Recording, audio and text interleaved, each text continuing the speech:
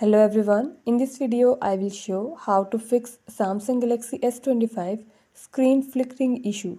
Before starting this video, please press the bell icon or do subscribe this channel. Let's start our video without wasting any time.